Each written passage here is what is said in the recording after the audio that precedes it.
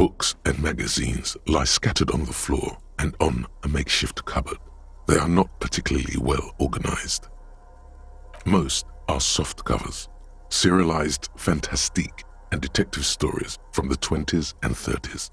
This disparate digest includes the classic animal adventures, popular depictions of man versus nature by amateur naturalists T&T Harpin, husband and wife, widely read by people from all walks of life. Who doesn't like nature?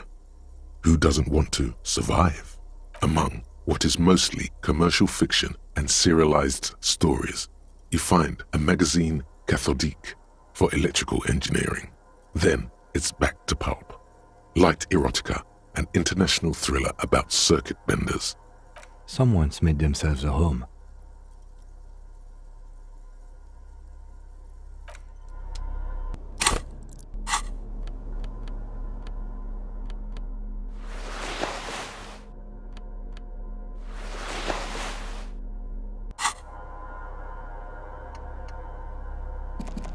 Soft covers, serialized, and oh yes, under the bed, there is a rather extensive collection of critical theory, that is, dour, life non-affirming left-wing literature, published by small imprints such as Abattoir Firm and Ouzia.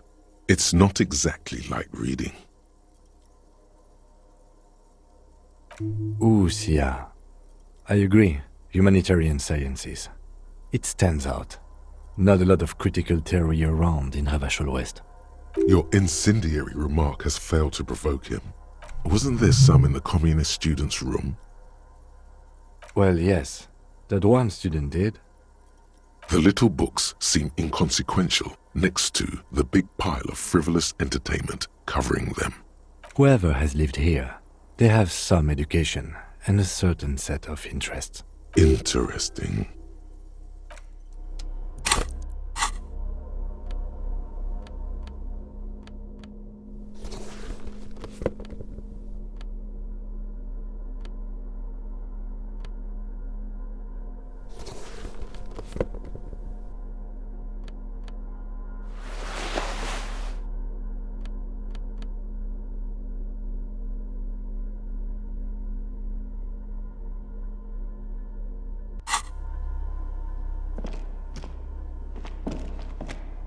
There's a greasy old spring mattress in the corner, resting on piles of soft-cover books.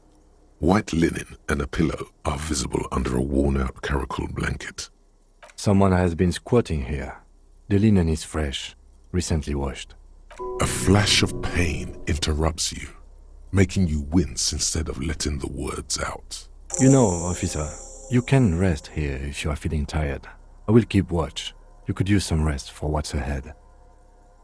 You face the concrete wall. There's less light there, in the dark corner.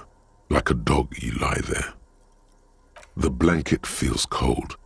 The entire room does. Concrete and cold. Minutes pass. Half an hour maybe. The sounds of the sea beyond grow distant. Your eyelids close until you feel yourself standing up in the darkness, right next to the mattress. Slowly, the world begins to hatch from the blackness. It's evening.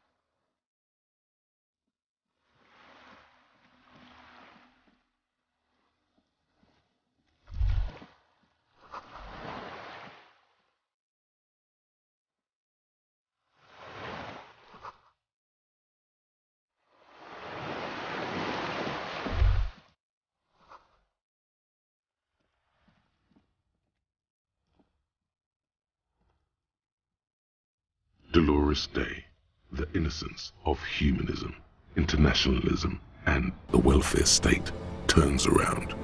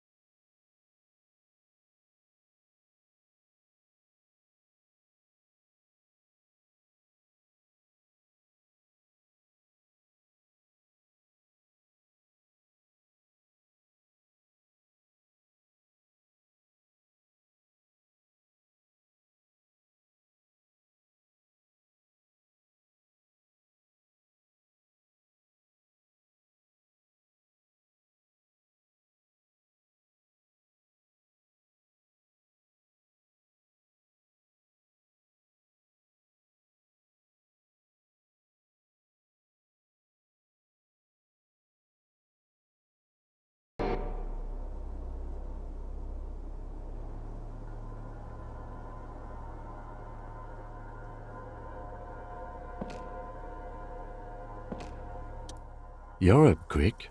How was your sleep?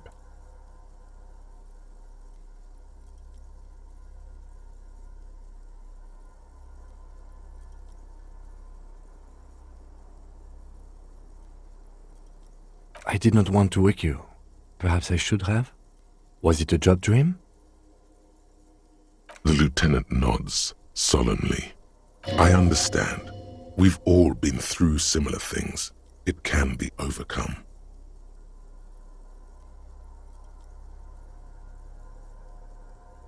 Of course. I was just thinking maybe you've torn your stitches. Are you ready to move on? Are you sure you're okay? You thrashed around and you bolted up, half covered in blood from your wound. Okay. He's still worried. You must have really thrashed and squealed in your sleep.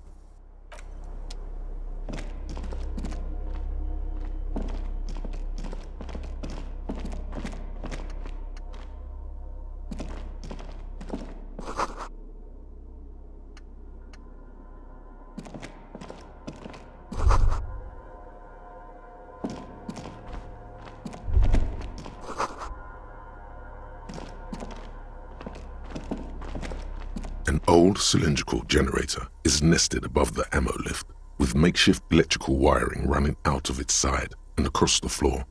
The cables disappear into the wall to your right. The lieutenant puts his hand on the metal barrel, checking for warmth. It's cold now, but someone has been maintaining it. The wiring has been repaired. Downstairs, somewhere? Liquid carbon. I would imagine it takes mazout. The kind that's favored by vagrants and fuel thieves. It's been a long winter, long and cold. If anyone stayed here, they'd need a generator. The hollow ring, the canister is empty. Dust falls from the generator and down into the ammo lift. I don't know. I'm not a philosopher. Someone with basic electrical skills has restored it in order to keep the room warm. Maybe it's the fire guy. The wind outside picks up suddenly, with a faint howl. Inside, it's warm.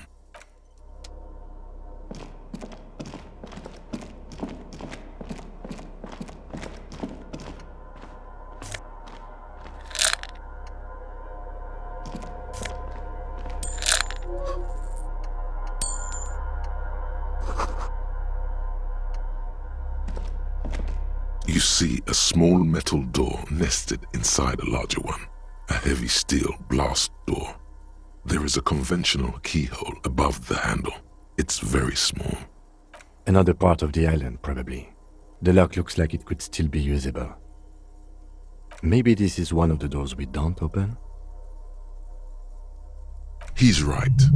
It would be better to open its big brother. A powerful engine hangs under the ceiling. It must control the blast door. I think there's a console just southeast. Let's look around. Getting the blast door open seems like the best plan. Fuel, generator, console. That's our best chance. That there could open it once we've put some fuel in the generator.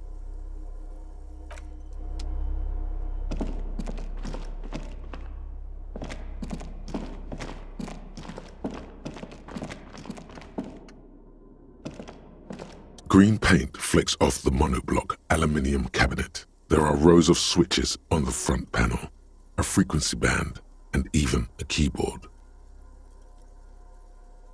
The keys rattle like teeth. This keyboard hasn't been functional in decades. The console of an antique computation device. The generator upstairs, with wires coming out, they terminate here. Possibly. Urgence, ouvert, allumé, radiodiffusé. It sounds like this device was used to control the electronics here. Maybe it still does. This device was used to control the electronics in the room. It could open doors, control lights, function as a radio computer.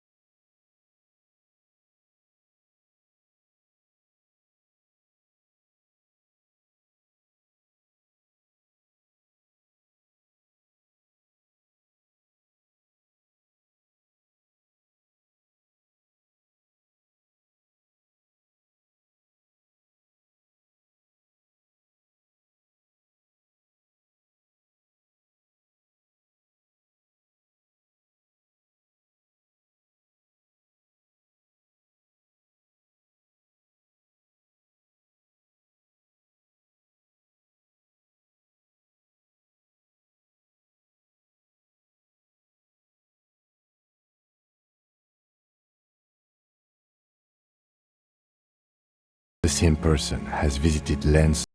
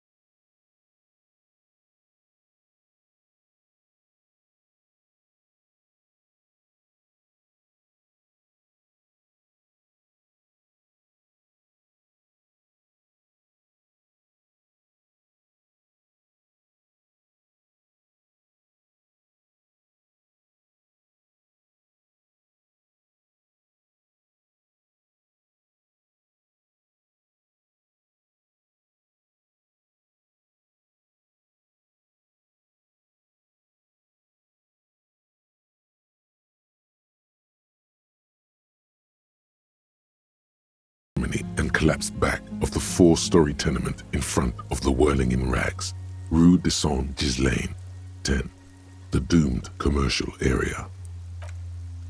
The box-shaped silhouette of the Whirling in Rags. You see a small fleck of white on the rooftop, the upstairs window of Clausia's room, in the rain, reflecting light. What does that mean? Do you have line of sight to the window? More than that.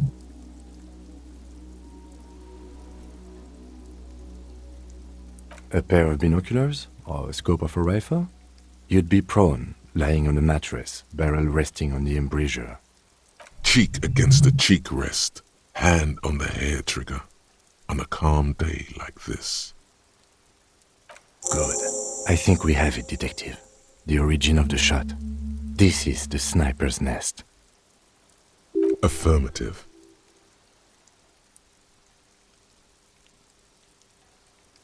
It's only moderately effective cop work until we have the weapon. It will not be, how do you say it, booyah, until we have that. Where? He does not answer, just nods. With his back hunched, he looks around once more and says, We should move now.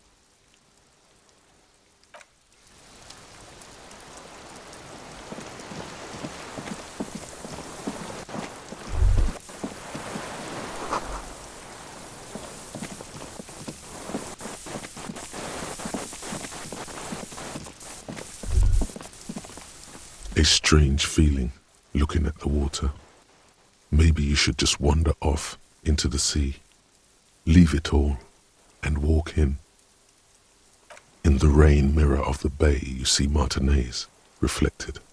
Tall edifices of ruins reach into the water, like shimmering towers. And the shacks too. Pine trees and motor lorries, upside down. Islets and posts, like stepping stones, lead into the water in front of you. Go, step in. It's been too long. Perhaps there's someone there, under the water, waiting for you, where it has always been, smelling of tutti frutti and betrayal. Yes, cold.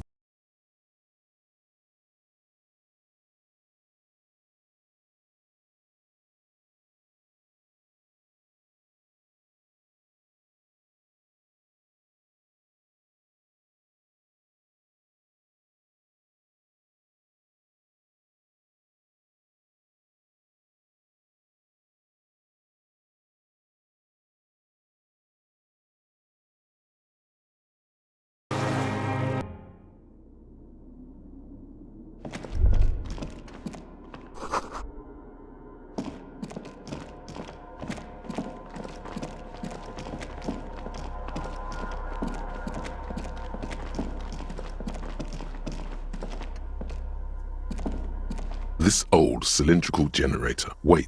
The lieutenant assists you, holding the canister up to the fuel tank as you tilt. Dark brown, viscous fluid pours out, and the room fills with a chemical smell.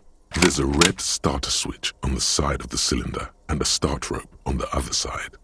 The lieutenant flicks the switch. The recoil start wakes the old generator up. The machine sputters like an old warhorse before settling down to a rattle. That should do it.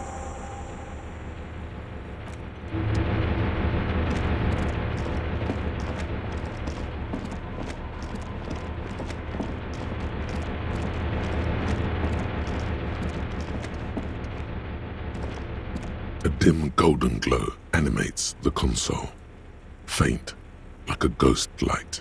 Urgence ouvert reads one dial key. Allumer reads another. It's on. Turn emergency open. Automatic boot. The blast door opens with a series of clicks. A shaft of light appears, then widens as the light shines in.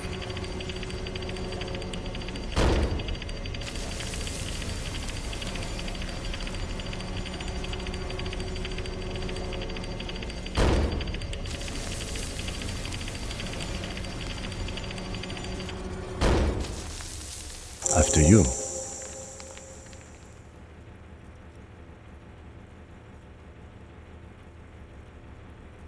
So did I. Not back there, but I felt it since we came here. I don't know. Don't worry. I have a gun. I know. It was not easy to acquire.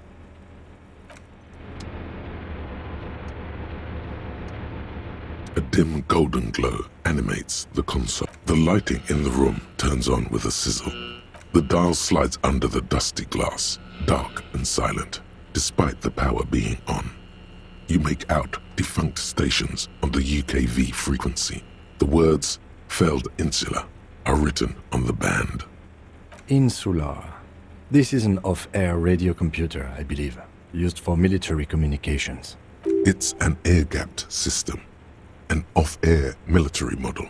Its circuits are nearly impossible to bend, i.e., it cannot be remote controlled.